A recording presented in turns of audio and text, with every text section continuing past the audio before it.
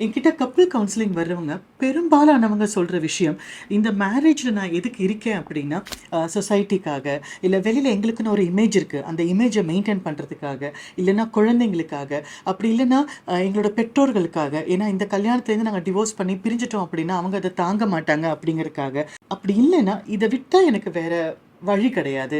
ஃபினான்ஷியலாக என்னால் ஸ்டெபிளைஸ்டாக வெளியில் தனியாக நிற்க முடியாது, இண்டிபெண்ட்டாக இருக்க முடியாது. அதனால் நாங்கள் இந்த மேரேஜில் கஷ்டப்பட்டு கடனேன்னு இருக்கோம் அப்படின்னு சொல்லுவாங்க.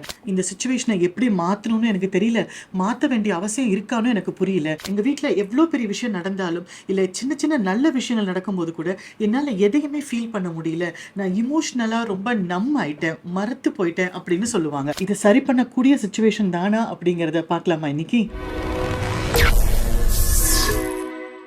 நம்ம இப்போ சொன்ன மாதிரி இமோஷ்னலாக ஒரு கனெக்ஷன் இல்லாமல், ஏன் சில கப்பலில் ஃபிசிக்கலாக கூட ஒரு கனெக்ஷன் இல்லாமல், சும்மா கடனேன்னு ஏதோ ஒரு வாழ்க்கை இந்த வாழ்க்கையில் வாழ்ந்துட்டுருக்கோம், குழந்தைங்க படித்து பெரியவங்களாயிட்டா போதும், எப்படியோ இந்த வாழ்க்கையை தள்ளிட்டோம் அப்படிங்கிற மனநிலையில் இருக்கிறவங்க, இந்த மாதிரி ஒரு பாண்டேஜ் இல்லாத ஒரு ஃபேமிலி தான் நாங்கள் சைலண்ட் டிவோர்ஸ் கப்பல் அப்படின்னு சொல்லுவோம். ஏன்னா இவங்க ஆல்ரெடி டிவோர்ஸ் பண்ணி பிரிஞ்சு போன மாதிரி தான் வாழ்ந்துட்டு இருக்காங்க.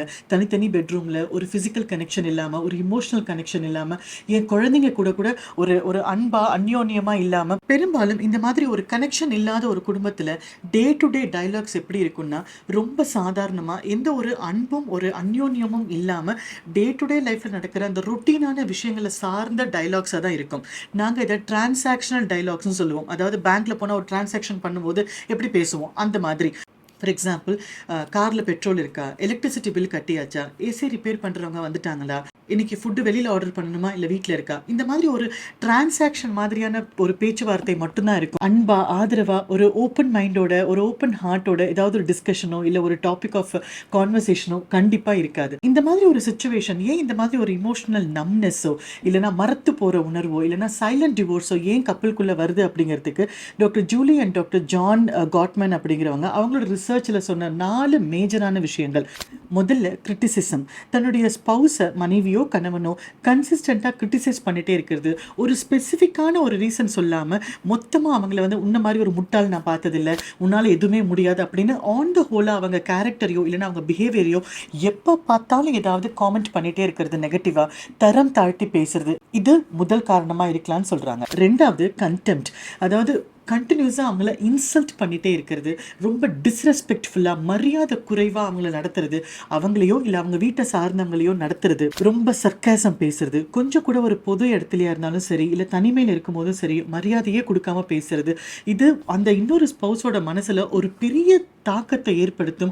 ஒரு பெரிய கேப் இவங்க 2 பேருக்குள்ள வரத்துக்கு இது ஒரு காரணமாக இருக்கலாம். மூணாவது டிஃபென்சிவ்னஸ்.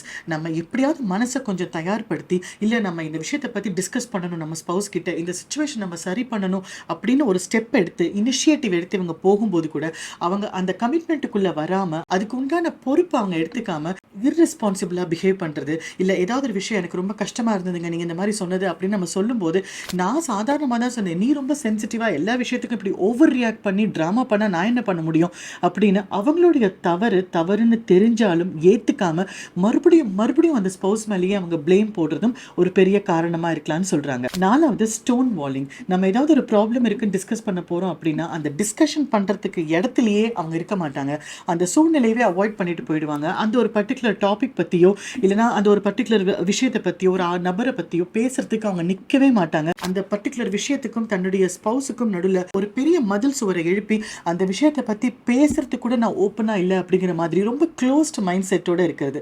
இந்த 4 ரீசன்னால கண்டிப்பா எந்த ஒரு ஹெல்த்தியான கப்பலாக அவங்க வாழ்க்கையை தொடங்கியிருந்தா கூட அன்ஃபார்ச்சுனேட்டா அவங்க இந்த சைலண்ட் டிவோர்ஸ் அப்படின்னு சொல்ற விஷயத்துக்குள்ள வந்துருவாங்க.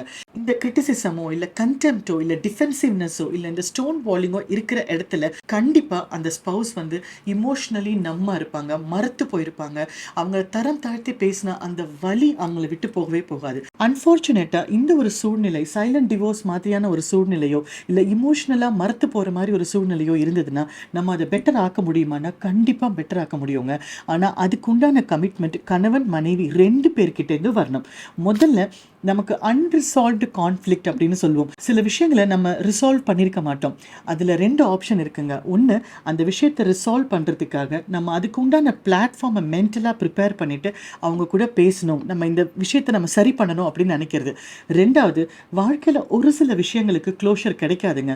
ஒருத்தர் மாற மாட்டாங்க, இல்லைன்னா அவங்க வந்து அக்செப்ட் பண்ண மாட்டாங்க. அந்த மாதிரி ஒரு சில விஷயங்களுக்கு அது அன்ரிசால்வ்டாக தான் இருக்கும். அப்போ அன்ரிசால்வ்டாக இருக்கிற சில விஷயங்களை அப்படியே விட்டுட்டு காலம் அதுக்கு பதில் சொல்லும் அப்படின்னு நகர்த்தி வச்சுட்டு ரிசால்வ் பண்ணக்கூடிய ஃபேக்ட்ஸ் இருக்கக்கூடிய விஷயங்களை மட்டும் ஓப்பனாக டிஸ்கஸ் பண்ணி அந்த விஷயங்களை நீங்கள் கொஞ்சம் கிளாரிட்டி கொண்டு வர்றது ரொம்பவே ஹெல்ப்ஃபுல்லாக இருக்கும். 2வது, இதுக்கு முன்னாடி சில தவறுகள் நடந்திருக்கலாம், ஒருத்தர் தரம் தாழ்த்தி பேசியிருக்கலாம், இல்லை ஏதோ ஒரு விஷயத்தில் குடும்பத்தில் ஒரு பெரிய பிரச்சனை வந்திருக்கலாம்.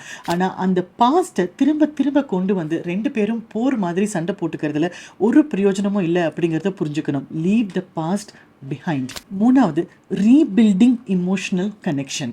அதில் முதல்ல சொல்கிறது டேட் நைட். டேட் நைட் அப்படின்னா ஃபாரினில் வர மாதிரி அப்படி வெளியில் ஃபேன்சி ரெஸ்டாரண்ட்டுக்கு போய் சினிமாவுக்கு போய் அந்த மாதிரி இல்லைங்க. டேட் நைட்னா நீங்கள் 2 பேரும் ஆத்மார்த்தமாக மனம் விட்டு பேசிக்கிறதுக்கோ இல்லை இதமான நினைவுகளை பகிர்ந்துக்கிறதுக்கோ ஒரு அரை மணி நேரம் வீட்டிலேயே ஒரு காஃபியோட உங்கள் பால்கனியில் உட்கார்றது கூட டேட் நைட் தான். மொத்தத்தில் ஐடியா என்னென்னா, உங்களுக்குன்னு நீங்கள் ஒரு குவாலிட்டி டைமை அலோகேட் பண்ணிக்கணும் அப்படிங்கிறது மட்டும்தான்.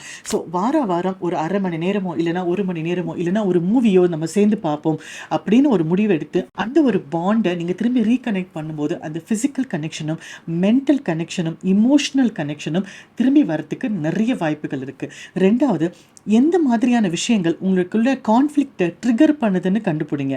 அந்த ட்ரிகர் பாயிண்ட்ஸை அவாய்ட் பண்ண முடியுமான்னு பாருங்க. சின்ன சின்ன விஷயங்களை அப்ரிஷியேட் பண்ண தொடங்குங்க, கவனிக்க தொடங்குங்க. நீங்கள் இன்னைக்கு கொடுத்த லஞ்ச் நல்லா இருந்தது, இந்த ஷர்ட் உங்களுக்கு நல்லா இருக்கு, இந்த சாரி கலர் உனக்கு ரொம்ப எடுப்பாக இருக்குது. இந்த மாதிரி சின்ன சின்ன விஷயங்கள், சின்ன சின்ன அப்ரிசியேஷன் கண்டிப்பாக நம்மளுடைய காதலை மீண்டும் துளிர்க்க செய்யும். அடுத்தது கமிட்மெண்ட். என்ன ஆனாலும் சரி, இந்த ஃபேமிலி நல்லா இருக்கணும், இந்த ஃபேமிலி அழகாக இருக்கணும், குழந்தைங்களுக்கு ஒரு அழகான என்வாயன்மெண்ட்டை நம்ம கொடுக்கணும், நம்மளுடைய அந்யோன்யத்தை ரிவைவ் பண்ணணும் அப்படிங்கிறதுக்கான எஃபர்ட் நான் கொடுக்கறத கண்டிப்பாக நிறுத்த மாட்டேன் அப்படிங்கிறத 2 பேரும் மனப்பூர்வமாக எடுக்கணும். அந்த எஃபர்ட்டை கன்சிஸ்டண்ட்டாக கொடுத்துட்டே இருக்கணும். இந்த கமிட்மெண்ட் ரொம்ப முக்கியமானது. கண்டிப்பாக இதெல்லாம் ஒரு நாளில் மாற போகிற விஷயம் இல்லைங்க. அதனால் அடுத்தது, நமக்குள்ளே ஏதாவது திரும்ப ஒரு கான்ஃப்ளிக்ட் வந்ததுன்னா, ஒரு சண்டை வந்ததுன்னா, நம்ம ஃபேக்ட்ஸ் மட்டுமே பேசுவோம், ப்ரெசென்ட்டில் இருந்து பேசுவோம். திரும்ப திரும்ப பாஸ்ட்லேருந்து நம்ம விஷயம் எடுக்க மாட்டோம். நம்ம இமோஷனலாக நிறைய விஷயங்களை அன்வான்டாக ஆட் பண்ணாமல் நம்ம ஃபேக்ட் என்னங்கிறத மட்டும் பேசி இப்போ நம்ம இந்த ப்ரெசென்ட்டாக அந்த சுச்சுவேஷனை எப்படி பெட்டர் ஆக்கலாம் அப்படிங்கிறதுல மட்டும்தான் உங்களோட கான்ஃப்ளிக்டை கன்ஸ்ட்ரக்டிவான மோடில் கொண்டு போகணும். ஸோ இந்த ப்ராக்டிசஸ்லாம் நம்ம பண்ணும்போது கண்டிப்பாக இழந்த அந்த ஒரு அன்பு, அந்த ஒரு அந்யோன்யமை உங்கள் ஃபேமிலியில் உங்களால் திரும்ப கொண்டு வர முடியும். பெரும்பாலும் இந்த சைலண்ட் டிவோர்ஸ் இருக்கிற கப்பிள் நடுவில் காதல் ஃபுல்லாக கம்ப்ளீட்டாக செத்து போய்ட்டுறது இல்லைங்க. அந்த காதல் கீழே தான் இருக்கும். ஆனால் அதுக்கு மேலே இந்த கண்டெம்ட், இந்த தரம் தாழ்த்தி பேசுறது, இந்த மாதிரி சில விஷயங்கள்லாம் வந்ததுனால கீழே மறைஞ்சிருக்கும். அந்த காதலை மறுபடியும் தோண்டி எடுத்து மலர வைக்க வேண்டியது நம்மளுடைய கடமை தான். இவ்வளோ எஃபர்ட் எடுத்து நீங்கள் உங்கள் கமிட்மெண்ட் இதில் காட்டும்போது கண்டிப்பாக ஃபிசிக்கல் இன்டிமசி, இமோஷனல் இன்டிமசி 2மே ஸ்ட்ராங்காக ஆகிடும். உங்களுடைய காதல் மீண்டும் அழகாக மலர தொடங்கும். ஸோ இந்த சைலண்ட் டிவோர்ஸ் சுச்சுவேஷன்லேருந்து வெளியில் வர பாருங்கள். இந்த விஷயங்களை நீங்களும் யோசிச்சு பாருங்கள், ப்ராக்டிஸ் பண்ணுங்கள். இதுக்கு மேலேயும் இதில் பாயிண்ட்ஸ் வேணும் அப்படின்னா நீங்கள் இமெயில் பண்ணுங்கள், இல்லைனா காமெண்ட்டில் சொல்லுங்கள். கண்டிப்பாக நம்ம எல்லாருமே வளர்ந்த சூழ்நிலை வேறு, வந்திருக்கிற சூழ்நிலை வேறு. அதனால் நமக்குள்ள டிஃப்ரென்ஸ் ஆஃப் ஒப்பீனியன்ஸ் இருக்கலாம், நம்மளோட ஐடியாஸில், பிலீஃப் சிஸ்டமில் நிறைய வேறுபாடுகள் இருக்கலாம். அந்த டிஃப்ரென்சஸை நம்ம எவ்வளோ அக்செப்ட் பண்ணுறோம், எவ்வளோ ரெஸ்பெக்ட் பண்ணுறோம் அப்படிங்கிறதுல தான் நம்ம ஒருத்தருக்கு ஒருத்தர் இருக்கிற காதலை இன்னும் ஸ்ட்ராங் ஆக்கும். நீங்கள் யோசிச்சு பாருங்கள், ப்ராக்டிஸ் பண்ணுங்கள். All the best.